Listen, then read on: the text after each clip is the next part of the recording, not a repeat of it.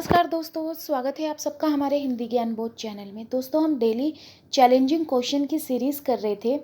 तो आज हम यूनिट 10 यानी हिंदी पाठ्यक्रम में जो यूनिट 10 है उसमें से महत्वपूर्ण प्रश्न करेंगे। 30 महत्वपूर्ण प्रश्न आज के इस वीडियो में मैं कराने वाली हूँ।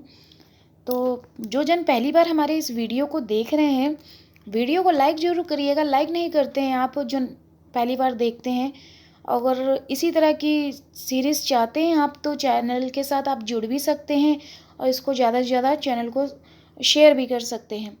और इससे पहले भी मैंने डेली चैलेंजिंग क्वेश्चन की सीरीज़ में मैंने 10 क्लासेस आपको उपलब्ध करवा चुकी हूँ। अगर आप लगाना चाहते हैं तो प्लेलिस्ट बना दी है, आप लगा सकते हैं।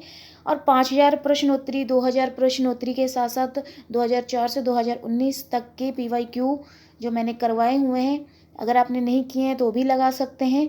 और दूसरी बात, आपने PYQ तो करना ही करना है किसी भी हालत में। 2004 से 2021 तक डिटेल में सॉल्व आपने पढ़ना है यूथ कंपटीशन की बुक से। मैं रोज़ आपको रिमाइंड कराती हूँ ताकि आप इससे इग्नोर ना करें, इसको लगातार बराबर रिवीजन करते रहें जिस तरह से आप अपनी बुक की रिवीजन करते हैं। इस यूथ कंपटीशन टाइम बुक्स की भी आप रिवीजन करते रहें।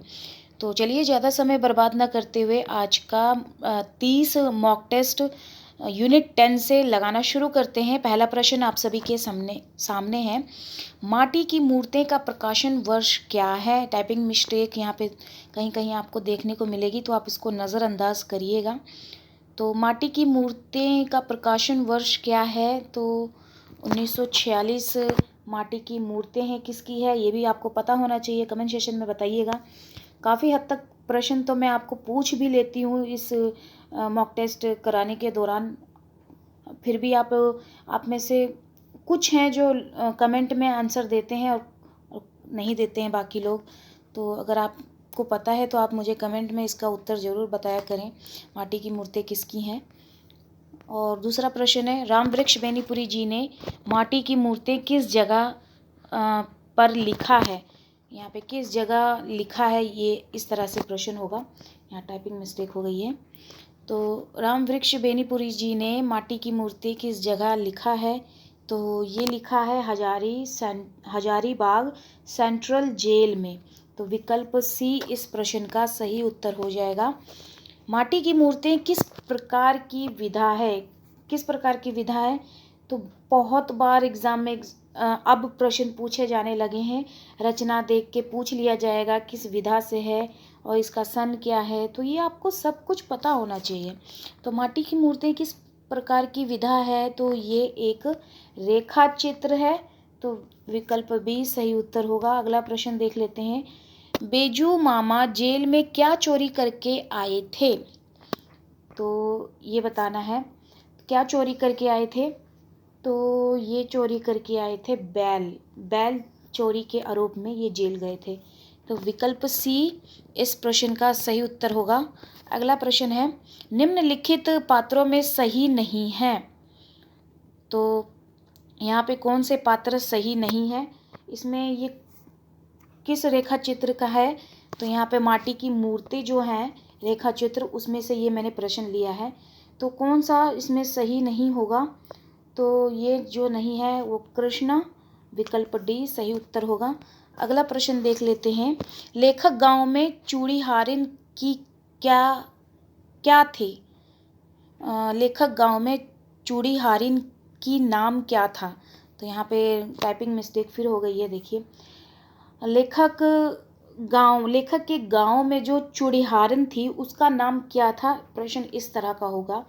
तो इस प्रश्न का सही उत्तर हो जाएगा रजिया नाम था। विकल्प बी सही उत्तर होगा। अगला प्रश्न देख लेते हैं। जब हसन पान लाने चला गया, रजिया ने बताया, किस तरह दुनिया बदल गई है। अब तो ऐसे गांव हैं जहां के हिंदू मुसलमानों के हाथों से सौदे नहीं खरीदते। अब हिंदू चूड़ीहारिने हैं, हिंदू दर्जी हैं। इसीलिए रजिया ऐसे ख़ानदानी पेशे वालों को बड़ी दिक्कत हो गई है। किंतु रजिया ने यह खुशखबरी सुनाई, मेरे गांव में यह पागलपन नहीं और मेरी रानी तो सिवाय रजिया के किसी दूसरे के हाथ से चूड़ियाँ लेती ही नहीं। कथन किस के संदर्भ में है? तो ये कथन है रजिया के संदर्भ में। विकल्प डी सही उत्तर हो जाएगा इस प्रश्न का। अगला प्रश्न बनता है, टूटे हुए तारे की तरह एक दिन हमने अचानक अपने बीच में आकर उसे धम्म से गिरते हुए पाया। ज्योतिमय प्रकाशपुंज दीप्तिपूर्ण और उसी तारे की तरह एक क्षण प्रकाश दिखला, हमें चकाचौंध में डाल वह हमेशा के लिए चलता बना।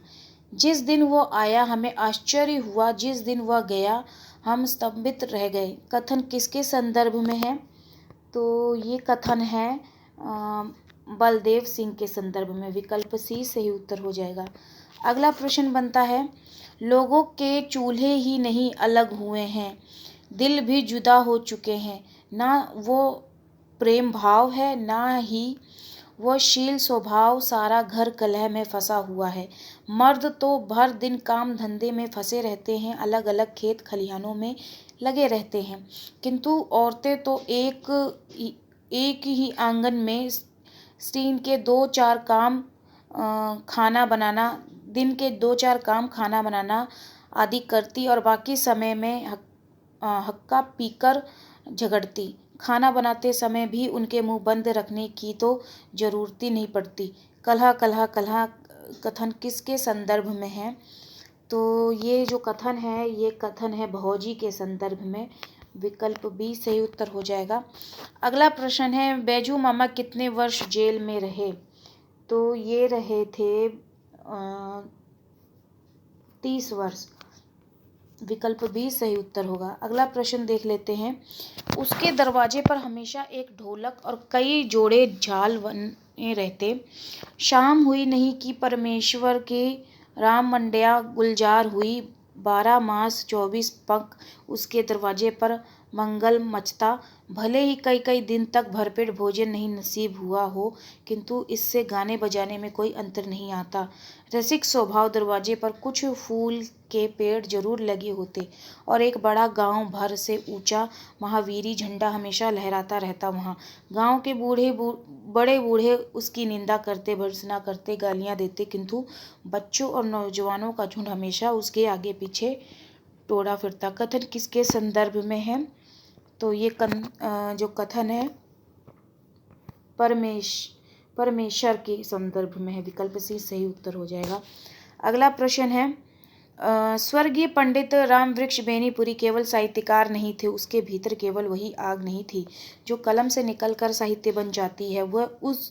वे आग के भी धनी थे जो राजनीतिक और सामाजिक आंदोलन को जन्म देती है, जो परंपराओं को तोड़ती है और मूल्यों का प्रहार करती है, जो चिंतन को निर्भीक और कर्म को तेज बनाती है।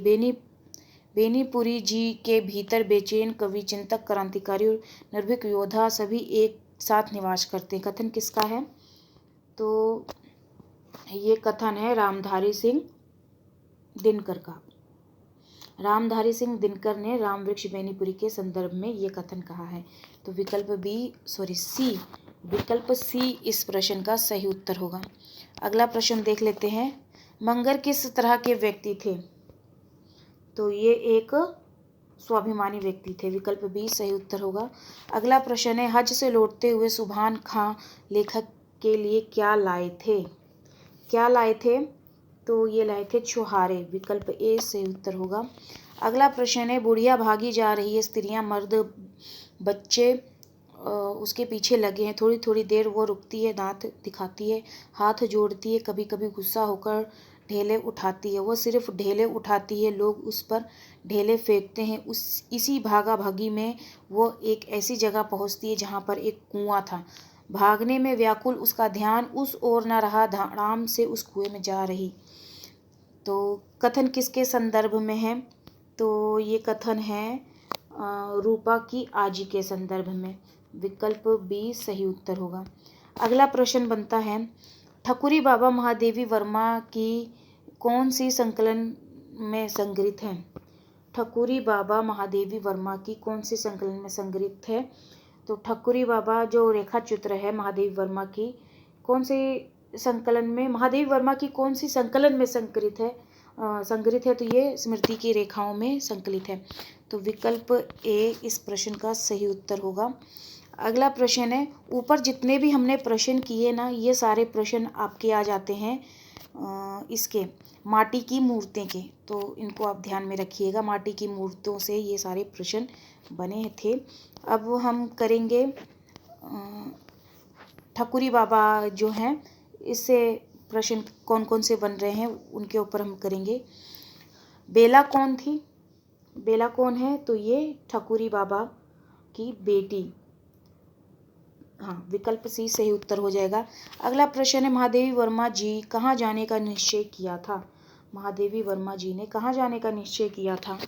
तो कल्पवास करने का निश्चय किया था। विकल्प डी सही उत्तर होगा। अगला प्रश्न है, ठकुरी बाबा के मंडल में कितने लोग थे?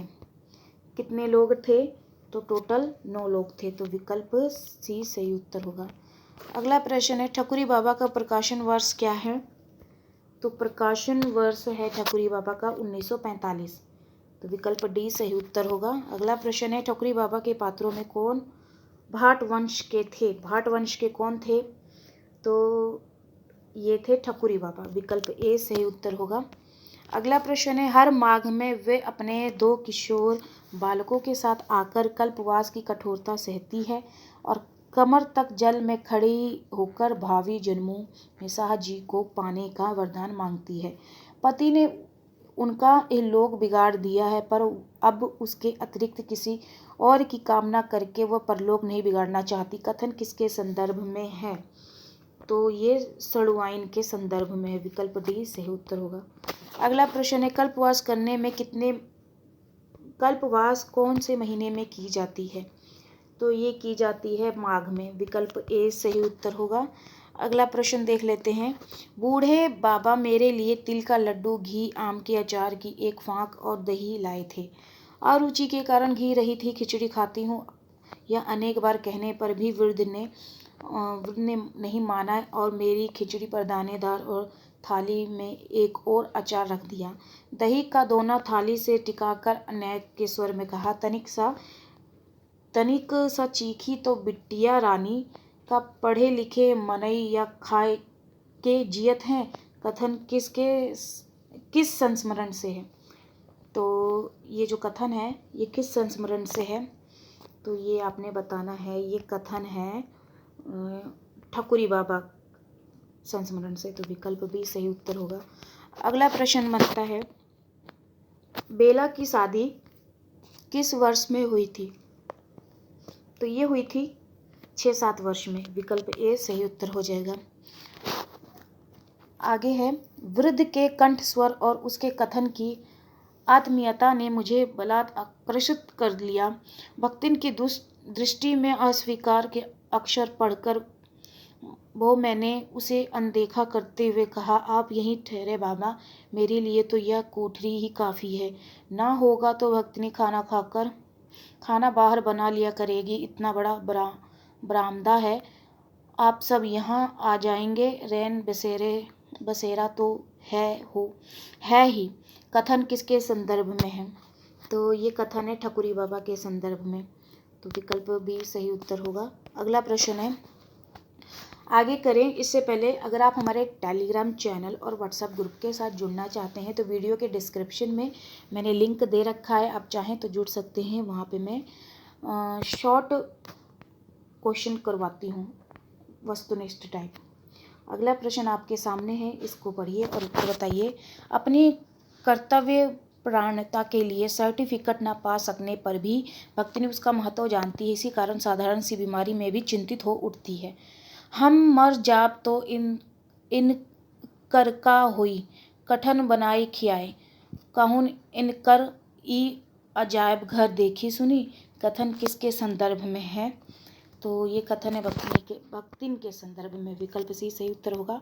अगला प्रश्न है, मुझे इस कल्पवास का मोह है क्योंकि इस थोड़े समय में जीवन का जितना विस्तृत ज्ञान मुझे प्राप्त हो जाता है उतना ही किसी अन्य उपाय से संभव नहीं, और जीवन के संबंध में निरंतर जिज्ञासा मेरे स्वभाव का अंग बन गई है। कथन किसके संदर्भ में है? तो ये कथन है महादेवी वर्मा जी के संदर्भ में। विकल्प ए सही उत्तर होगा। अगला प्रश्न है, उस पर एक क्रोधपूर्ण दृष्टि डालकर मैंने अभयगतों से संभाषण का बहाना सोच ही रही थी कि घूंघट वाली के सहज स्वर ने मुझे चौंका दिया। पा लागी दीदिया, आपका तो हमें पचे बड़ा कष्ट दीहीन है। पालगन के उत्तर पर क्या कहा जाए, यह मेरी नागरिक पर गलवता भी ना बता सकी।